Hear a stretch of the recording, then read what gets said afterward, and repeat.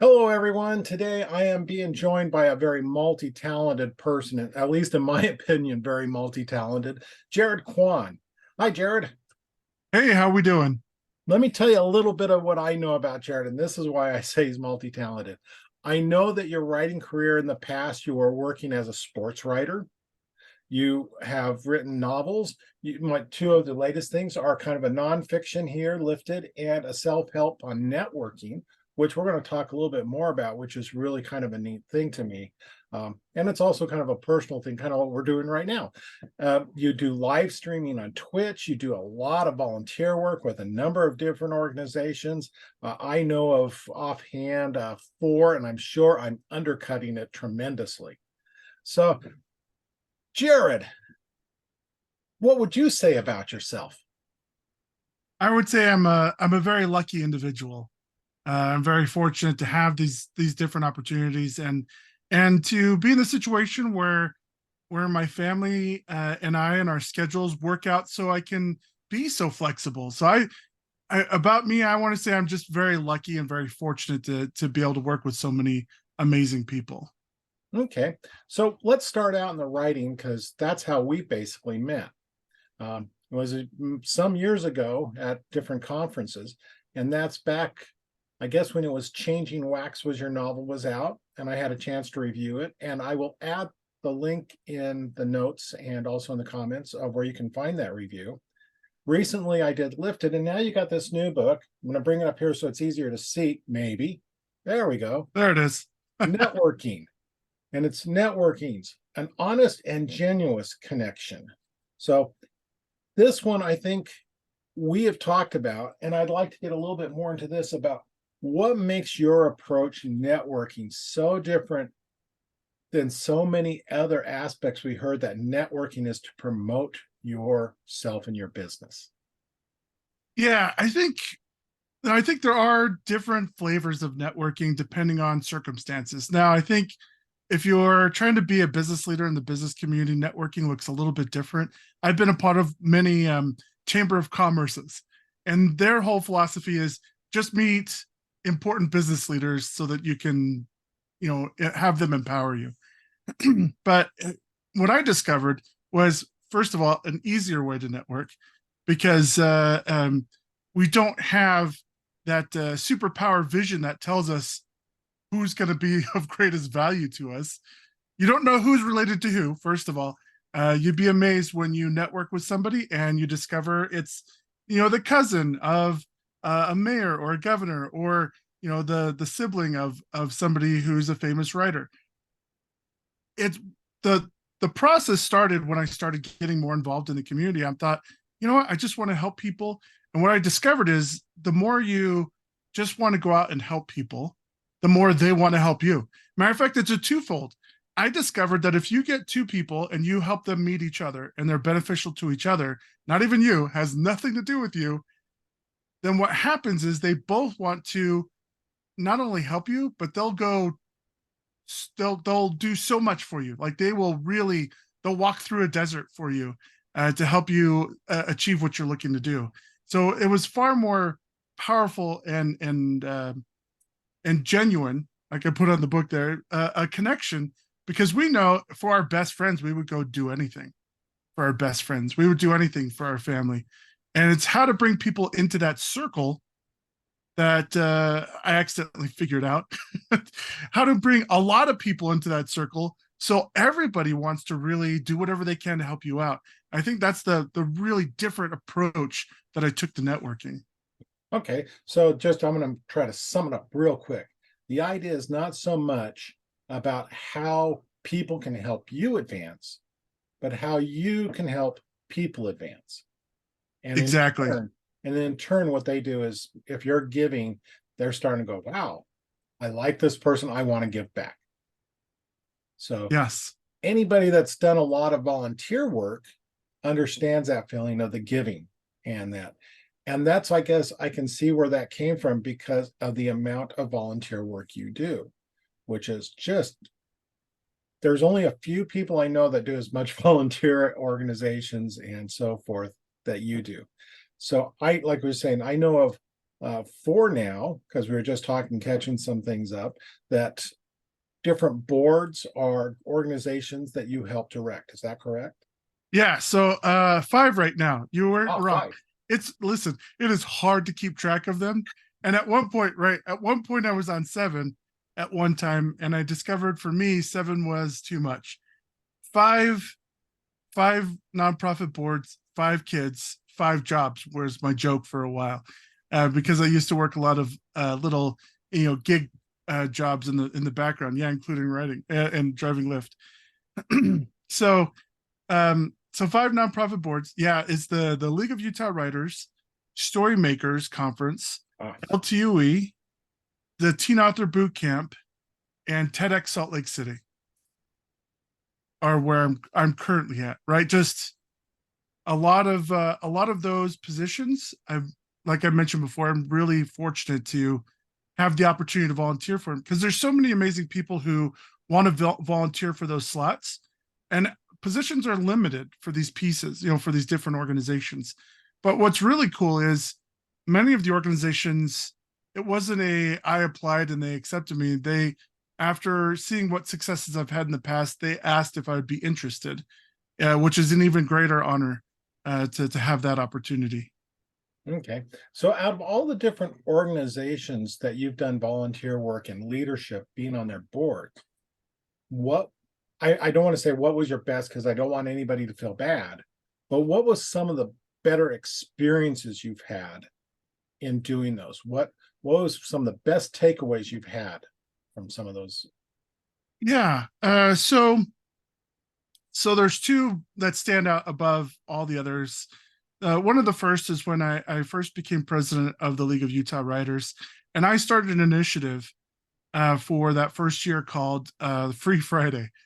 Now, this is something I had put together a conference committee team, and I did not consult them before I promised that we were going to give away a free day to a professional writing conference, which is now the Quills Conference.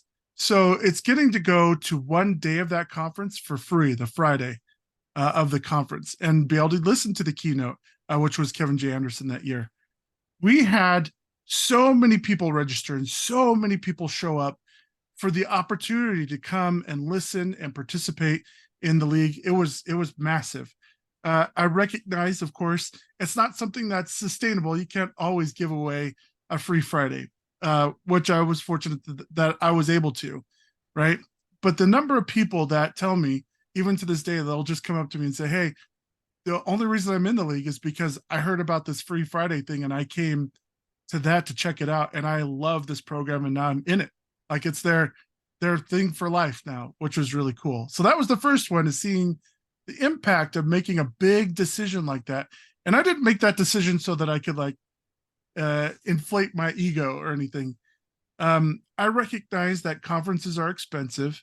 Not everybody can afford conferences, and for the organization, I felt like it needed that piece for the organization as a whole to come back and appreciate what it had in its gem. At that time, called the Fall Conference, and like I mentioned, now it's called the Quills Conference, which I think it really did. It helped reignite that flame of excitement for people to come check it out.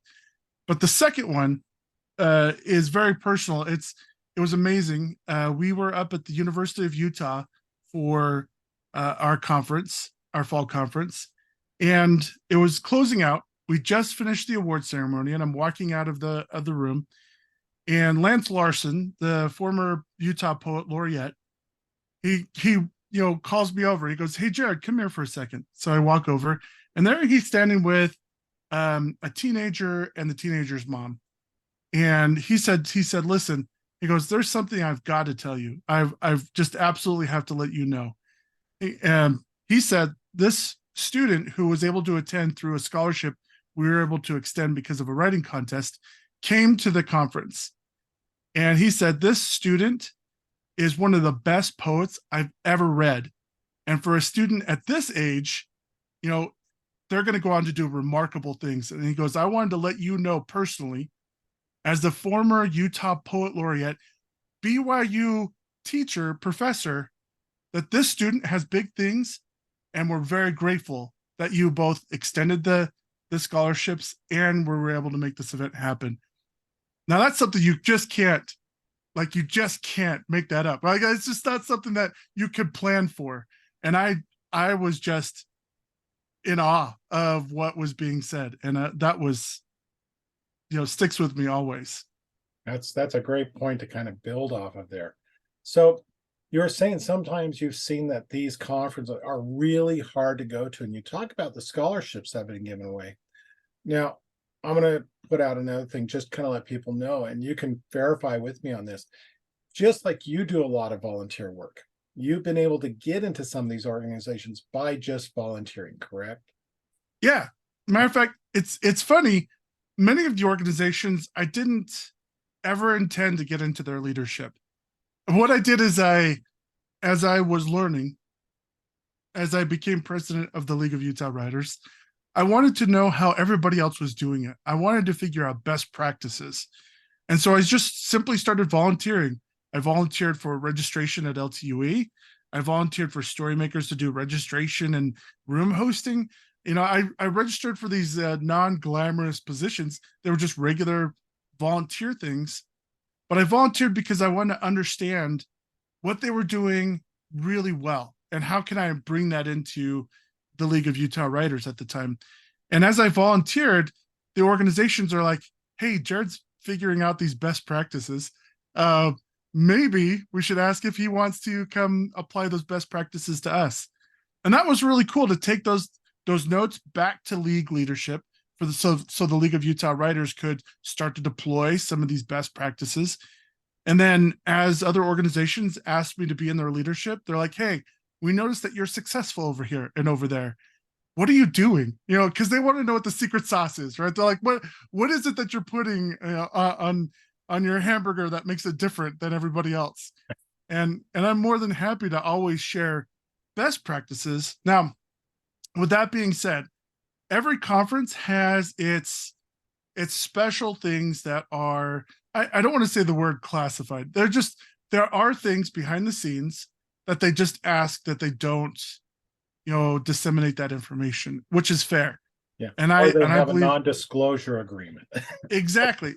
So for instance, having a room host, say a certain thing might be in the non-disclosure. Having a room host is not. Like there's known things, and then there's things that shouldn't be shared. And what I love is I'm very open with all of the organizations I'm a part of, right? I don't secretly take information between any of them. I just want them to know, hey, whatever I can do to make them even more successful, let's do it. Let's make it really powerful. So what I was kind of also looking at is, as a side note to this, volunteering is a way to get into these conferences, because usually as a volunteer, you get in for the time you're working plus so much extra time for free because of the work you put in. So what I wanted to just throw out for anybody out there that's saying, oh, I'd love to be able to go to a conference, but I can't afford it. This is an in that you've also used to get into all of these different events, either volunteering as, like you're saying, a room person, as you get more experience volunteering, doing presentations, panels, all that sort of stuff. So that kind of brings me up to the networking. You do a lot of panels now and presentations about networking, of the style that you've learned for yourself that's so effective. And from what I've heard, this has been a very, very popular presentation that you give. Yes, and it's evolved over the years. It started out called guerrilla marketing. It's funny, when I very first pitched my networking class, people were like, I don't know if Jared's the right person to pitch networking. I'm like, no, this is good. This is good stuff. So I switched it. I renamed it guerrilla marketing in the writing community, which volunteering and getting into organizations kind of is a guerrilla method. It's one that's free. It takes hard work, but once you get in there, then you can understand its inner workings, how they make decisions, and your name is familiar to them if you should apply for presentations and classes. So I started I'm going to that. throw out one little thing before you go. It also is a great way of having new people approach you because they hear your name, what you're doing. I've had that, and I know you have too. Please continue. So with your guerrilla Yeah. marketing, it's a great approach. And Yeah, I went with the guerrilla marketing, which was great. It really got a lot of people more interested in volunteering in the community, which is great because that was really the core of that message. Listen, start off the beginner level, the level one of networking for this style is go volunteer, get more involved and understand how things work. So many people will assume that if they publish a book or do certain things that they should just automatically get an in when that's not the case. It's one of those things that understanding how the organization works and what they're looking for really helps. So that evolved into my networking classes and the panels at conferences from FanX to LTUE to the league. I've taught so many different networking classes now. So the shift in message was, how do we better utilize those connections? How do we make sure we're making purposeful connections? Because being present doesn't mean you're networking. Now, don't get me wrong, being present everywhere has a power to itself and can help you network. But just being present doesn't do it for you. People don't know who you are if you're just in the back of the room in the corner. so, yeah. So you just actually reminded me something about one of the successes you have because of your ability of networking and working with people just quickly. You mentioned FanX. Now, you've been a person that's presented at FanX, but a couple of years ago and over time now, they've asked you to do interviews because of your ability to talk with people on that level of just being friendships without, and getting to know them. So just quickly, can you name drop a few of the people that are probably some of the biggest interviews you had the opportunity of talking with at FanX? Oh my gosh, I'm trying to remember their specific names because I did interview a person from Stargate SG-1, which I love that show, and I can't remember their name. I put you on the spot. Yeah, that's all right. That's all right. Well, and I listed them in places, right? Or Star Trek: The Next Generation screenwriter, and she had wrote other screenwriters, but the woman who I interviewed, she had written the one of the best award-winning episodes of Next Generation, and that's where it was called, I think, A Value of a Man, where they were determining whether or not Data had his own rights or was owned by. I know exactly who you're talking about because I saw a presentation by her, because that all came about from her talking with JJ Martin. Yeah, that guy Martin. Yeah. You might have I heard of know him I'm drawing if blank on her name, and it was her first one out and won awards. And yeah. Oh, now you're gonna have me going, I know who you're talking about. I can picture it. that was the best is knowing that she's still in like a little writing group, D&D group with JJ Martin, George R. R. Martin, and it's Oh, yeah. funny Yeah. the circle that she runs in there. But yeah, I got to interview her and ask her questions about that. Like these are people I never thought I would ever get to interact with unless I'm asking for a signature, right? Unless I'm paying for a signature, I should say, not even asking. But it's one of those things that after I had that connection, I asked her after the interview if she'd be interested in doing other interviews or doing other things, and which she said yes. And I was able to contact her directly and have her come do an interview for the League of Utah Writers, which was cool. Separate from that, now it's not Kevin Bacon that there's a 6 degrees for George R. R. Martin, but the names that she's worked with in the industry, the people she was able to interact with, and the things she was able to experience, I never thought I would ever have access to that. And she was so happy to come and do it. And it's partially because when I was doing the interview, and even after the interview, all my questions were super genuine. I really wanted to know about her, because anybody can Google and look at her Wikipedia, right? Anybody could go look at her accomplishments or other interviews. I wanted to know about the person behind it. And I think that really left an impression on her. But you're right. That's why FanX had invited me to come do those interviews. And it was unfortunate because the next year they were going to have me double down. They were like, hey, we're going to have you interview twice as many people. But then at the last minute, the production group behind it ended up falling through. So it didn't expand, unfortunately. But that led down that path, as well as other interviews for the League of Utah Writers and others. So that was really cool. Now that, once again, that ties right into that networking piece. Just being present doesn't count. You got to go and be really curious. And that's one of the things I love writing about in the book is, and we all know that people are terrified of public speaking. Shoot, people are terrified to talk to each other. Even there's been a past Surgeon General, and even the current Surgeon General just talked about how there's an epidemic of loneliness.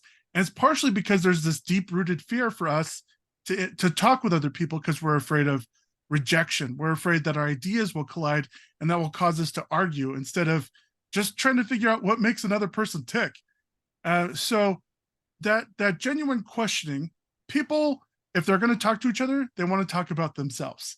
That was a very interesting study. I cited in my book. I can't quote it off the top of my head. No, but it's cited I know exactly which one you're talking about, because my background is in sociology and so right, exactly. You know what I'm talking. People, so if you approach somebody and you start asking them about themselves, now here's the trick to it. Here's the key to making sure that engagement is genuine. Is after you ask them, because everybody will ask, what do you write? What are you working on? Those are very softball questions, which are not really personal questions at all. They're there at a conference, most likely, or in that great conversation starters at a writer's conference. But then it's the second level question. Oh, well, I'm curious, like what inspired you to write that topic? And then they'll answer, for me, one of my favorite stories is to tell how I was entering a horror writing contest and I wanted to write a Twilight Zone episode. Obviously, Twilight Zone, or Black Mirror for people who are younger, are, like it connects. It's personal to that individual. So then it's asking you deeper. Oh my, well, that sounds really cool. Like, what is there a specific Twilight Zone episode? Is there something? And then you start getting, suddenly this person disarms themselves. They're like, oh, this person is listening to me, and they're asking questions further about me. They haven't said, well, I like Twilight Zone. This is my favorite episode. This is what is yours anything like this? And then it stops. It stops the personal connection as soon as you interject yourself, unless they ask. Now it's different than if you start the conversation and you're like, tell me about what you're working on. What are you doing? And they're like, I'm doing this and this. What about you? Instead of saying, oh, what inspired you to do this? Don't ignore them. Answer their question. But then after you answer the question, then fire back that deeper question. The more questions you ask about the individual, the greater the connection can be, the more space you're giving it, the more comfortable somebody gets. And then suddenly you can come back to even that surface topic to say, how long have you been working on this project? Is this your first project? It's like something, suddenly they'll come back and they'll say new things about that because they practice this is my elevator pitch for my book that's going to be published someday, or that is just published. So it's that participate when you get into the room. And it can be scary. And that's why I have all these tactics in my networking book to help you get past the fear, because it takes goals. Going into networking with just the purpose of networking doesn't help you, doesn't inspire you. And that not having a support group to help you when you're in those tough situations. And then there's a couple of other neat little tools I talk about in my book, but it's those things that will help empower you. So when you're in a room with somebody far more important, that you can have those discussions and you feel comfortable doing it. And that's the challenge for most people right there. Okay. So I've heard you say this about yourself. Like you're saying, there's some tricks and tactics that people can use. And right now, from knowing you, seeing your presentation, reading most of the book now, and I know that you've got one of yours going right now. Yes, absolutely. So a lot of people know what method acting is, right? Where they get into character and they kind of live that character so that they know the mindset of that character as they go through, playing that part. Well, I do the same thing for myself. So people I know would not believe me if I told them that I'm mostly introvert. They would say that's not even possible if you know Jared. But what they know is Jared in a suit. When I get dressed up in a suit, in my suit and tie, and my trusty hat, which isn't quite as cool as Dan's, but uh, my trusty hat. When I go out to events, when I put this on, I mentally prepare myself as if I'm going to play a character in a play. Now it's funny because it's only a deal between me and me, right? Like I know I'm playing a character, but that little bit of psychology, as you know, that little bit of removal means that if playing this character said the character says something embarrassing, well, that character embarrassed themselves. I didn't embarrass myself, or this character isn't uncomfortable going into that place or saying those things, but I'm embarrassed. I wouldn't be comfortable. And therefore, I'm gonna, in this situation, act as this character. I give them their own stats, the things that they want to be good at, and of course the goals have to align with my own, or else it's just weird at that point.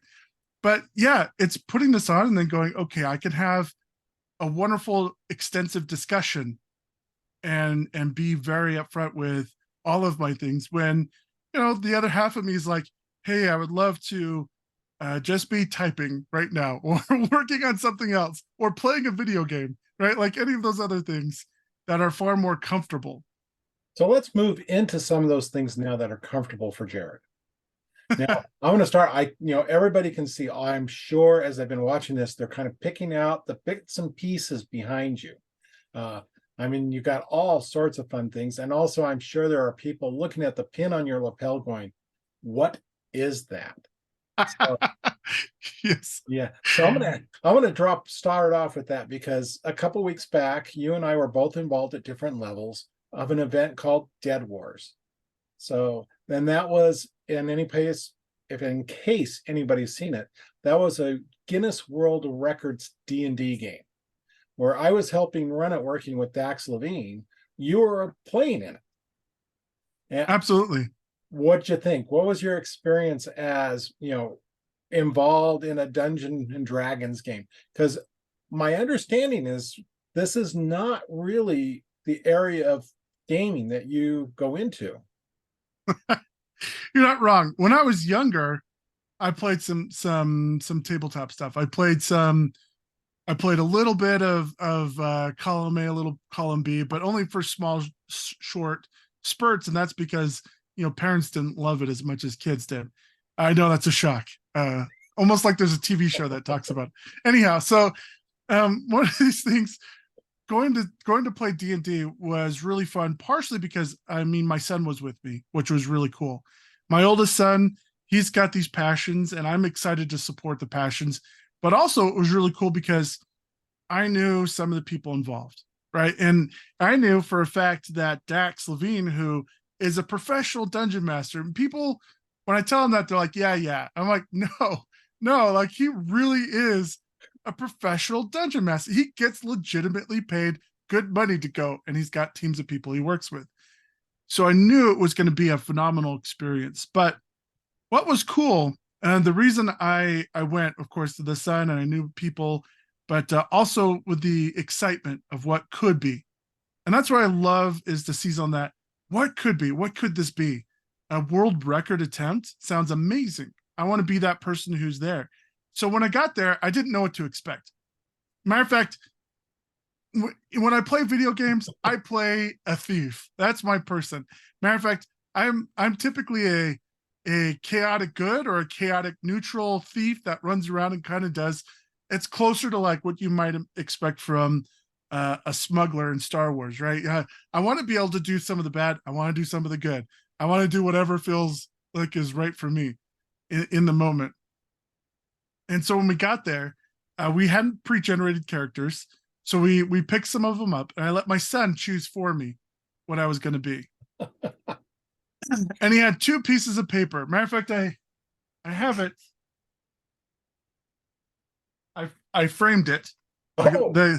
We framed the player sheets that when we participate in the game, we've even got the little card there that says participated in the world record. So he's holding him up, and one's a thief and one's a paladin. And he's like, which one do you want? I said, listen, you pick for me. And he's like, well, you could be the paladin. I'm like, okay. I didn't tell him, what I preferred, which was cool. And what was neat is the experience, because I was out of my comfort zone as far as the character goes. I was out of my comfort zone. I hadn't played actual D&D in a long time. So I didn't know what to expect when we sat down. But what was cool, and the cool thing about D&D, it doesn't matter what your background is. When the game starts and the DM's got things going and you understand the story and the stakes and what's in front of you, and you start working as a team with people around you, that's a form of teamwork and camaraderie that you just can't get from many things. And so it was an incredible experience. And what was really fun is I elected to not try to take command of the table. I didn't want to be, even though I was the paladin, I thought, you know what? It's not about me. And that's a whole separate different message, right? But it's not about me. I want to be there to support. And if somebody steps up as a natural leader, then that's cool. Let's do it. I'll back their play. If nobody steps up as a leader, okay, I'll make that happen. Because you need to have a leader. But not only was the game an amazing experience, not only did I get to play with amazing people who we didn't know anybody else at the table, which was really neat, but then to be able to have that shared experience with over 1,200 people, it was like a magical thing. I remember as we stood there, as they were finishing up the game, and the Guinness came and announced that we broke the record and by how much. After that was over, I turned to my son and said, "What do you think? What did you think?" And he goes, "This is probably one of the greatest things I've ever done in my life. Not just participate, but get to know more people, get to be outside his comfort zone, got to participate with so many people doing the same thing at the same moment." So it was really magical. That is an experience that you cannot pay enough money to get. And the fact that we were able to participate for free was just mind-boggling. Yeah, it was a pretty. So if people haven't seen this, there's 1,227 people playing in the same game. Not they were playing the same game over and over again, but this was an event that there was a war taking place, and every table was playing a part of the bigger adventure. So what was happening at the individual tables was affecting the overall storyline as we went from Act 1 to Act 2 to the conclusion in Act 3. It was pretty amazing event. But you say this is not your typical style gaming, and you said you do live streaming on Twitch. Yes. So what games do you like to play when you're live streaming? So I mean, there's some go-to games. Like I have some very good friends. I love playing with multiple people when I get a chance, right? Because when I'm playing with people I know, we can joke and have fun, and people get to come in and kind of, watch or hang out with people having a good time, which is great. Nothing's worse than going into a live stream and somebody is kind of zoned out trying to figure out how to beat this boss, and they're like, "I think I'm gonna go left now," and I'm like, "Oh my gosh, it's not great." So, what? So I love playing the multiplayer games when I get a chance. I love playing against different people. I love playing Magic the Gathering.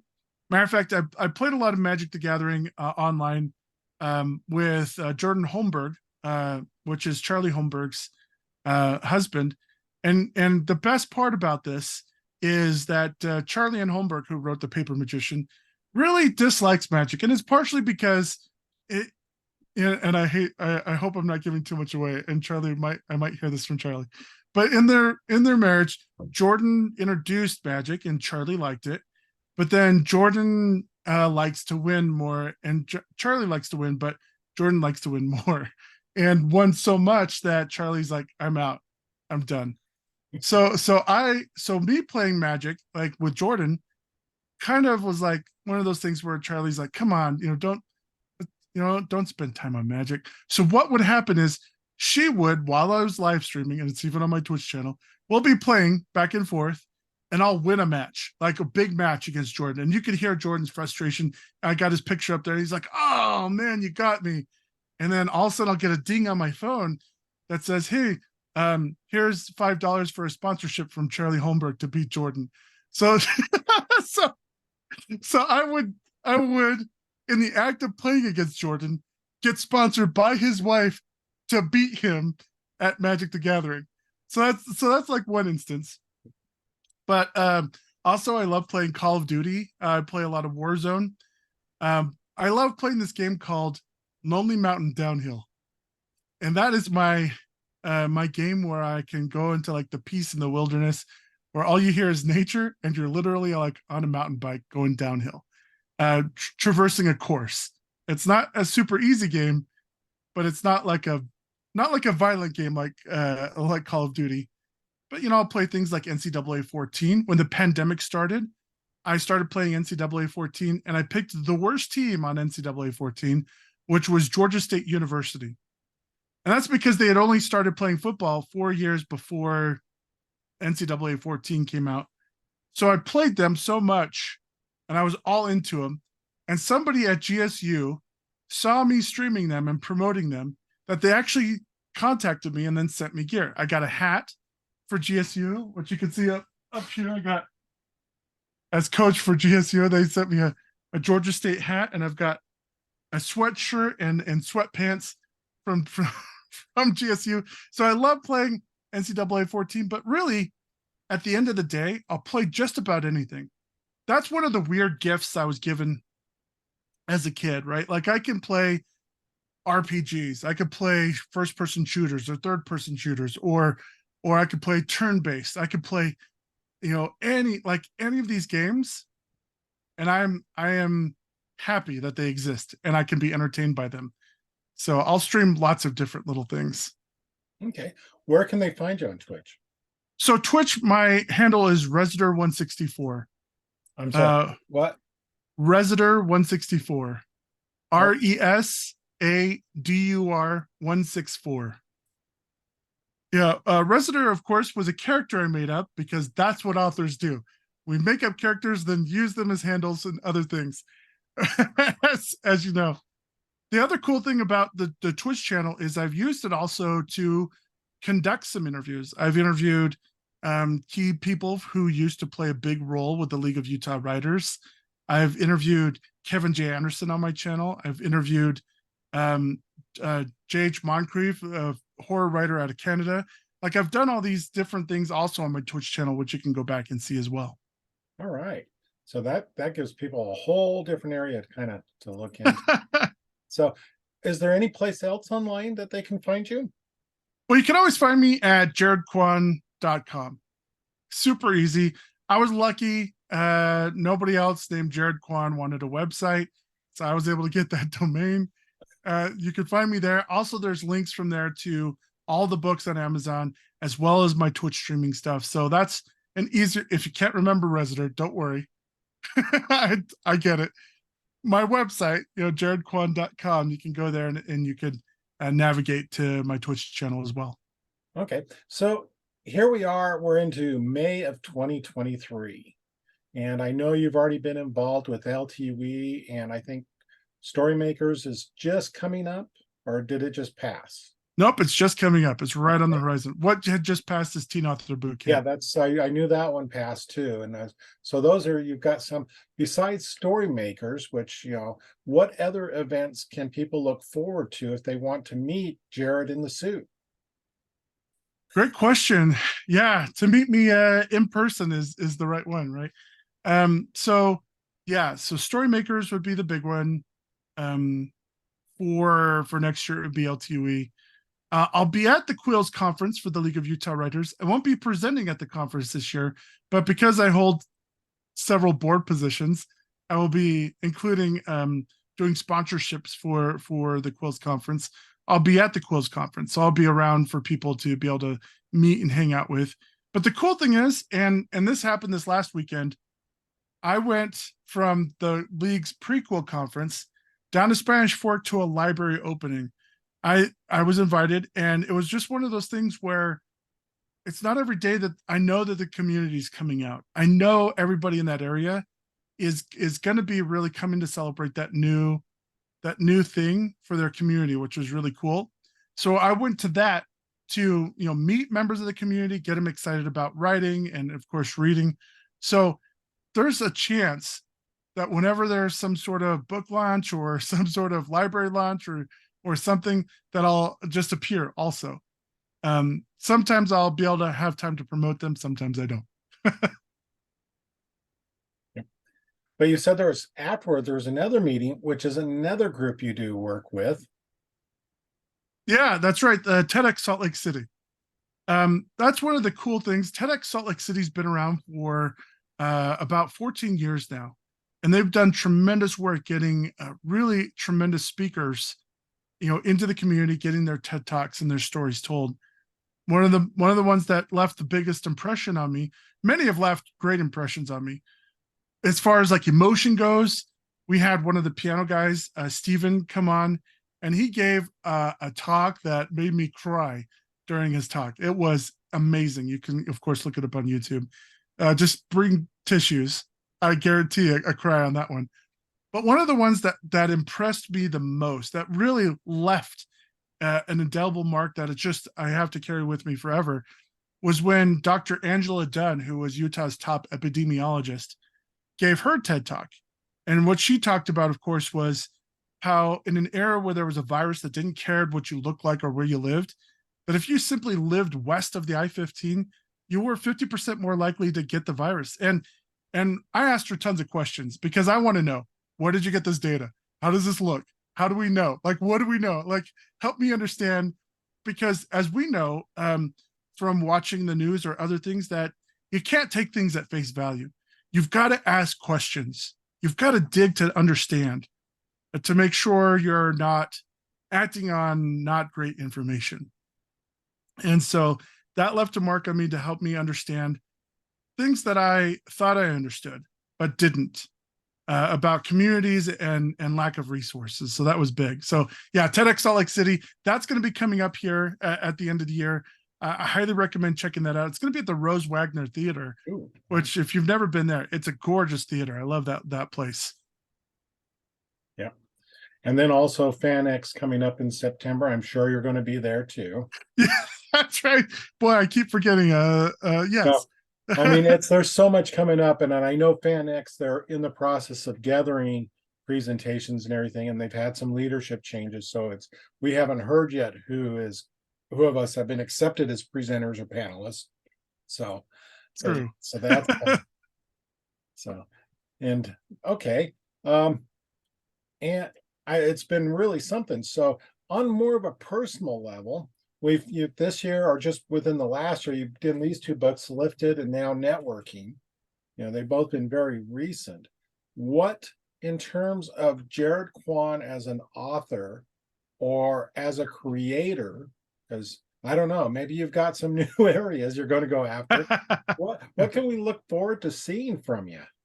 Yeah, absolutely. I've got a lot of great things. I'm working on a project with my wife, which is actually going to be a picture book for adults, and you're going to enjoy it. It's going to be one that not that kind of adult.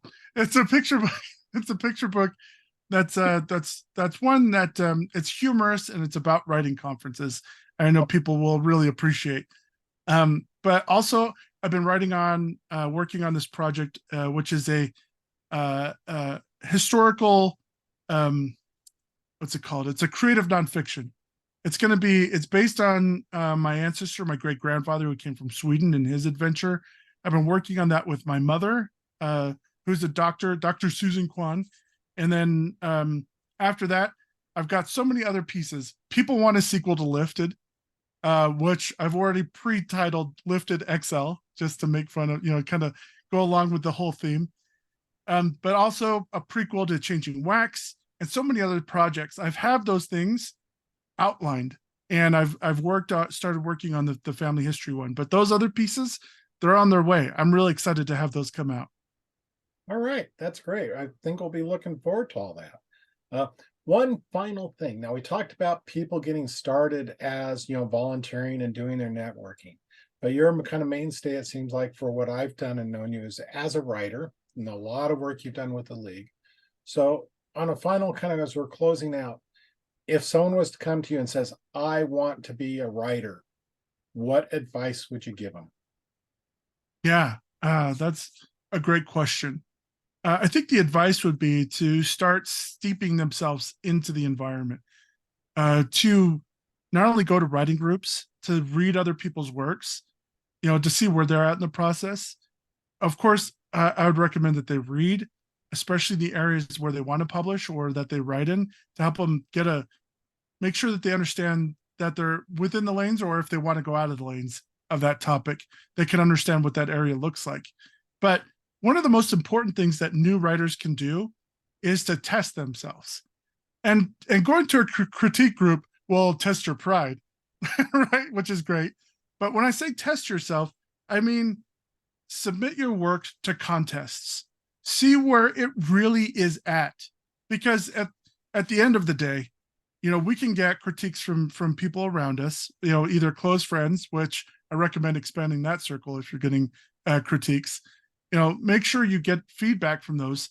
But when you enter a contest where you're up against everybody else in that same area and you get that feedback, you know exactly where you stand with your peers. Am I, above par, below par? Where do I need the most work? And that will start to guide you to, okay, I need to get to this conference. I need to be in these classes. Those contests will help be that test to help let you know what temperature you're at. Where are you at? What do I need to do? Now, what's cool right now, the League of Utah Writers has their writing contest open right now. The Olive Woolley Burt Awards, named after the founder for the League of Utah Writers, only 88 years ago. But there's other contests in the community, but I recommend getting into larger contests like the League or like Storymakers, or getting it, applying to get into anthologies like LTUE. These different things will help you know where your craft is at. Actually, they will even help you be a little bit more creative because, okay, what can I enter to this contest? I don't have a piece yet. I need to create a new short story piece, or I need to write or finish this first chapter. I need to do, these different things and get them into these contests. So that's what I'd recommend. Do the contest to really test yourself to see where you're at. Then get to those classes and conferences that will help you boost those areas, but also actively participate in local critique groups if possible. All right. Thank you very much, Jared. So just to let everybody know, I will make sure that the links are in either the notes or in the comments to what Jared gave us, where you can find him, and also from the reviews I've done of him. If you like what I'm doing, please subscribe to the channel. It will help us to accomplish a lot more with what we're doing. And Jared, as we sign out, any last words you'd like to tell the audience? I think the last thing I have to say is you don't know what you're capable of until you try, until you really put yourself out there. And I look forward to seeing you in the community and meeting you. And trust me when I say you can approach me. I'm happy to talk with you. And I look forward to hearing from you. And if you see him at FanX, he's usually cosplaying Oddjob. Yeah. All right, everyone. Thanks again for joining us. Take care.